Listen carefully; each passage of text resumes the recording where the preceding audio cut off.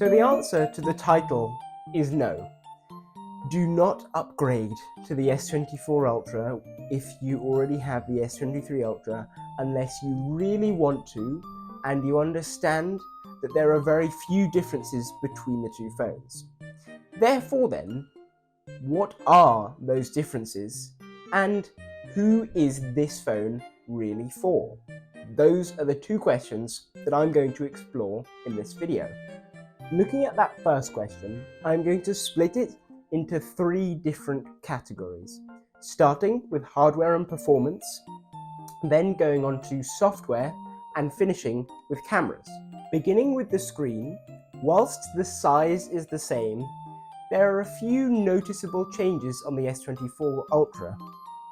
The peak brightness has been increased in the S24 range from 1750 nits to 2600, which makes the phones even easier to see outdoors and gives HDR content more range to work with.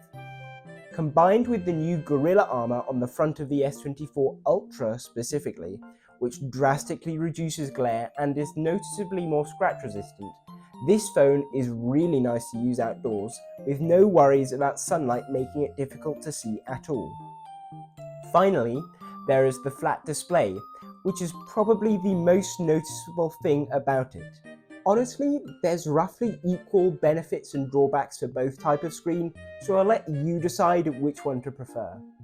Going on to the build, it is a decent upgrade from last year, with the probably not grade 5 titanium feeling really nice in the hand and providing better scratch resistance. The new colours are nice too, but that doesn't really mean that much, as most people are going to put a case on it anyway.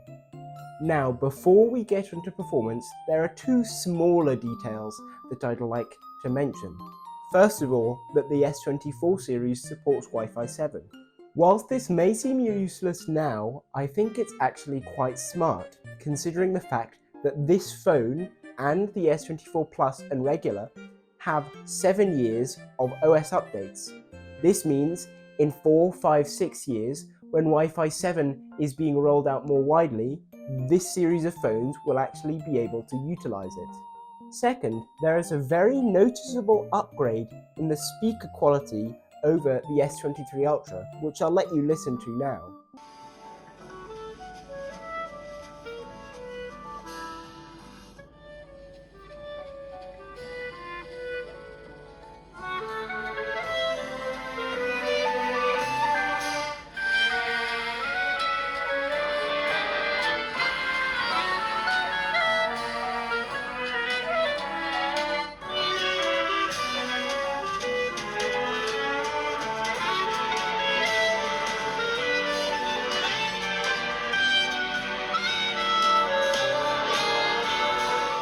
I don't know why Samsung didn't mention this, but it's nice to see or hear nonetheless. Looking at performance, there is a very nice upgrade on the CPU and the GPU. However, the upgrade to the NPU is immense relatively, which explains the extreme focus on AI. I don't own a phone with an Exynos chip inside of it, but apparently they're not bad this year, which is good to see after years of overheating or underperforming Exynos chips, and then last year which was just Snapdragon across the board in all countries. Now, in terms of software, I'm not going to go over all of the minute changes. Instead, I will just go over a few of the more noticeable ones which you are likely to see yourself. Starting with two non-AI features, the new Always On Display and lock screen widgets. The S24 series has, just like the iPhone 15 Pro and Pro Max, the ability to display your wallpaper on the Always On Display. It is different from what you used to be able to do, which was just display images on a small part of the screen. This covers the entire thing. I wouldn't worry too much about burn-in, by the way. It takes ages to occur in modern OLED screens. On the Always On Display and on the lock screen, you can now add widgets, just like iOS. These lock screen widgets are only available in a few apps right now, but will undoubtedly become available in more as time goes on. Lock screen widgets have been a thing for some time on One UI. However, you have always had to swipe to access them, which made them practically useless. By the way, if you want to have full, actual home screen widgets on your lock screen, make sure to subscribe because I'm going to release a short about that very soon. Now, while those are some nice features, they are not the main sell for the phone. That would be Galaxy AI. There is a plethora of new features added, some of which are dependent on the very improved NPU in this phone, and so probably won't be ported to the S23 Ultra series. However, those which run online and therefore don't care about the performance of your CPU or NPU probably will be, so I'm not going to be talking about those in this video.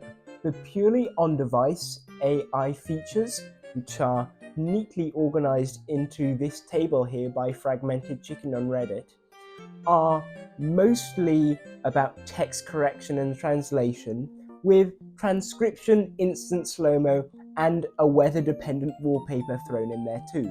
The keyboard features are not all too different from before, they're just slightly improved, such as being able to correct spelling and grammar in an entire passage at once, or having better formatting when translating chats. I was going to talk here about Live Translate and notice this. However, if you look at this screenshot taken from one of Samsung's websites, it seems as if those features are actually going to come to the S23 Ultra. Therefore, I'm going to skip over those and go straight to my last 3 features I was going to talk about. The last few features I can see being used decently often. For some people, their lock screen wallpaper showing the weather would be a cool, unobtrusive touch, although Samsung should move it out of the advanced settings and just allow people to use it by default. And transcription is genuinely useful, particularly for lectures and seminars, which are what I use it in. The transcription isn't the most accurate out there, but it's decent, and it's particularly useful when used with the summarization tool for if you forget to take notes in a lecture or meeting. Just so you know, however, there is a speech-to-text mode in the S23's voice recorder, although it can only be used for 10 minutes, so is not particularly practical. Last of all the Galaxy AI features, website translation is quite useful, but has been a thing for ages. I can't evaluate whether it is more accurate than before, as I'm not fluent in any language besides English, but I highly doubt that it is much better than the translation built into basically every browser available. Overall, whilst there are some select Galaxy AI features which I think can be genuinely useful, most of them I don't think will be used very often or are going to be ported to the S23 Ultra anyway, so I don't think it should be a major selling point for this series of phones. Looking at non-Samsung exclusive features, we have 2, starting with Gemini AI. Since recording this, Google has actually released Gemini. They did it a day later on February the 8th. My quick review is that while it's flawed, it is very useful already, and could potentially far outstrip Google Assistant if it gains feature parity. However, it is not exclusive to the Pixel 8 and S24 lineup as we thought, so it's not a reason to buy this phone. I'll make a short video about it soon. Circle to Search, whilst not really an AI feature, is going to be exclusive to the S24 series and the Pixel 8 series until at least October, and it's proving quite useful. You can use it anytime you want to search something that's on the screen, and that includes in the camera, or if you just want to quickly do a Google search without leaving the app. By the way, it allows you to voice search and instantly access Google Lens too, which is honestly better than using Circle to Search whilst in the default camera app. Whilst I don't use it all the time for its intended purpose of searching things on the screen, I can certainly see it being used a lot more than most of the Galaxy AI features. I, however, do use it a lot just to Google things manually, and for that, it's great. Overall, whilst there are some nice software changes, I feel like it's a bit of a mixed bag, with a lot of the features that people will care about the most being ported to the S23 Ultra anyway. Gemini AI may change that, but we'll just have to wait and see on that front. Therefore, in my opinion, the best software change Samsung made this year was their commitment to 7 years of security and OS updates for the S24 lineup. That means that whilst the S23 lineup of phones will stop receiving updates in 2028, the S24 lineup will stop receiving updates in 2031. Finally, we get to the cameras.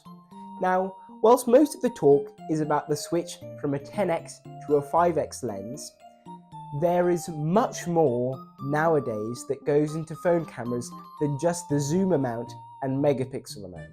As one Samsung exec said a few days ago, there is no such thing as a real photo. Therefore, I think it's useful to compare the camera quality in general, even though 3 out of these 4 lenses are the same. To be honest, there's not a huge difference. There is definitely an upgrade overall in daylight, but it seems to be pretty minor. There may be some kind of improved anti-glare coating on the lenses too, as you can see in these photos, but that also could have been a smudge, so I would check yourself. Where this changes, however, is in night photography. As you can see here, night photos look much better on the S24 Ultra overall, with less noise and more detail. The same goes for videos.